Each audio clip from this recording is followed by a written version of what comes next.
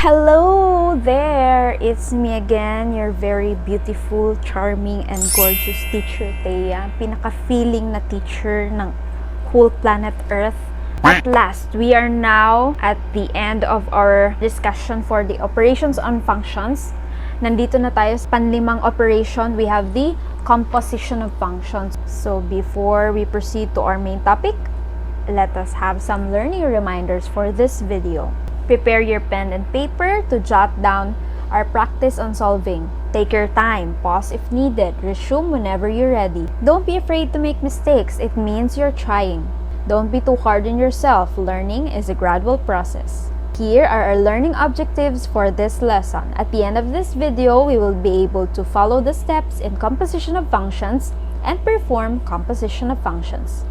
Operations on functions, composition of functions.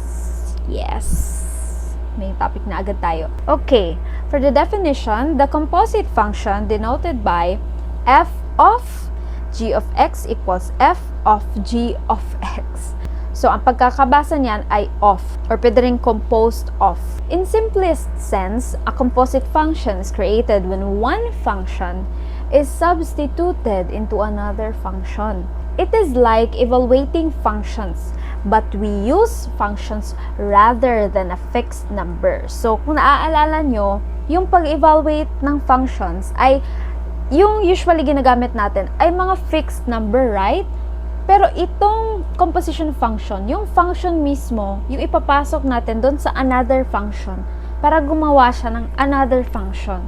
Meron tayong example dito para mas maintindihan natin yung concept niya, okay? Example number 1, let f of x equals 3x minus 1 and g of x equals 2x. Find f of g of x. So like the other 4 operations, we follow procedure. So we have steps in solving. First step is, of course, write the definition. We have f of g of x is equal to f of g of x. So, in-enclose itong si g of x. Ang lagi nating tatandaan ay kung sino yung pangalawa dito sa term, ito yung ipapasok natin. Ito yung i-enclose natin. So, in this case, we have to find f of g of x. So, ang pangalawang function natin dito ay itong si g. So, dapat siya yung nakaparenthesis. Siya yung napapaloob. Okay? Siya yung isa-substitute natin. That's the concept. Next, write f of x. Okay, bakit sinabi kong si f of x ang isulat?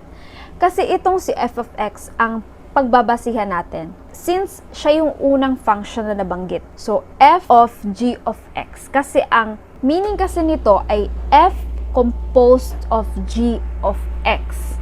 So, kung sino yung unang na-mention, ito yung base natin, ito yung pagbabasihan natin. Yung pangalawa, yun yung ipapasok natin sa kanya, sa ating base. Okay? Ganun lang. So, sinabi dito, write f of x. Okay, f of g of x equals 3x minus 1. Third step is to replace x with the value of g of x. Dito mo na ipapasok si g of x. Saan mo siya ilalagay? Ang value ni g of x, ang ipapalit mo doon sa x na meron kay f of x. F of g of x equals, napansin nyo, di ba? From 3x minus 1, naging 3 quantity 2x. Minus 1. So, ano itong si 2x? Bakit si 2x yung nandyan? Itong si 2x ay ang value ng ating gx. Itong si 2x ang ipinalit natin kang x. Ayan. So, parang nag-i-evaluate. Actually, we are evaluating functions, but we're using another function to create another function. Okay, ayan. So, ayan lang yung concept. Ipapalit mo lang din siya kay x. Okay? So, ating 2x ngayon na yung ating nakapaloob dun sa parenthesis, ang ating g of x. And the fourth step is to simplify. So, perform operations, ganon-ganon, etc. Okay. So, we have f of g of x equals, saan ba nakuha itong si 6x? Okay, dito sa 3 times 2x. So, copy natin si minus 1 since wala tayong operation magagawa sa kanya. And we have the final answer. F of g of x is equal to 6x minus 1. Second example na naman tayo. Let g of x is equal to 2x plus 4 and h of x equals 3x minus 1. Find g of h of x. So, ayan na. Medyo naiba yung letter na ginamit ko. Si G, tsaka si H na naman. So, analyze mo, sino ba yung parang basehan natin dito? Diba si G? Yung ipapasok natin sa kanya, ay sinabi ko yung pangalawa, si H. So, kung sino ipapasok natin, yun yung i-enclose natin sa ating parenthesis doon sa definition. Okay? So, narito na ang definition natin. G of h of x equals G enclose si h of x. Number 2, write g of x. Bakit sinabi ko ditong g of x? Kasi si g of x yung parang binasehan natin. Okay? So, since siya yung unang na-mention na function. Okay. G of h of x equals, ano ang ating g of x? 2x plus 4. Next is to replace x with the value of h of x. So, ang lahat ng x na meron si G, ipapalit mo doon or isa-substitute mo doon ang value ni h. So, from 2x plus 4, naging 2 quantity 3x minus 1 plus 4. Ang ating value ng h of x dito ay ang ating 3x minus 1. Siya ang pinalit sa ating x. Fourth step is to simplify. So, paano ba ito i-simplify? Yes, perform multiplication dito kay 2 times 3x minus 1. 2 times 3x, we have 6x, and 2 times negative 1, we have negative 2.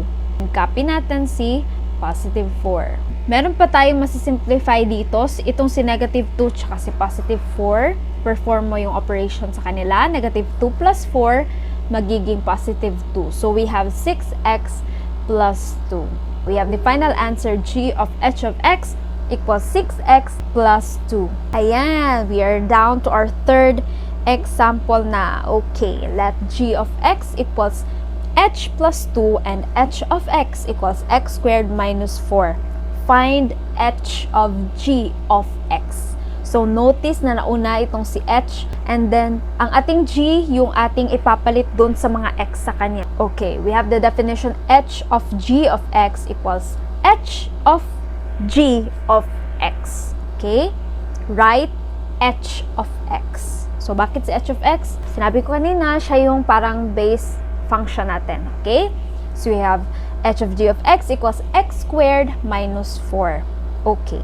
Next step is to replace x with the value of g of x. So, h of g of x, yung x squared natin ngayon, dito sa x squared minus 4, si x ay pinalitan ng x plus 2. So, don't forget talaga ha, every time you replace a value or you substitute a value, don't forget to write parentheses. Okay? From addition, subtraction, multiplication, division, hanggang composition, don't forget to write parentheses. Okay? Para hindi tayo malito at hindi maging wrong yung sagot natin. Quantity x plus 2 squared minus 4. Fourth step is to simplify. So, performing operations, etc., etc. H of g of x equals x plus 2 squared is equal to x plus 2 times x plus 2. Multiply by itself kasi minus 4. Okay. So, ilan ba itong si x plus 2 times x plus 2? We have x squared plus 4x plus 4 minus 4. So, you can pause para titigan or para masundan mo kung saan ba galing itong si x squared plus 4x plus 4. And now, next, masisimplify pa ba to? Yes po. Meron pa po tayong mapaperform na operation dito. By removing the parentheses, and of course, meron tayong like terms, di ba? Itong si positive 4 at si negative 4. So, since 4 minus 4 is equal to 0, so wala na siya, out of the picture na siya, ang may iwan na lang ay si x squared plus 4x. So, meron na ba tayong final answer? Yes, we have our final answer. H of g of x is equal to x squared plus 4x. Yay! Okay, now that we are done with our 3 examples, now is your time to replay and go back to the part where medyo nalilito kayo. Watch it again, and then if nakuha nyo na lahat, na-understand nyo na by heart, you may continue this video and try to answer the problem that I'm going to give you.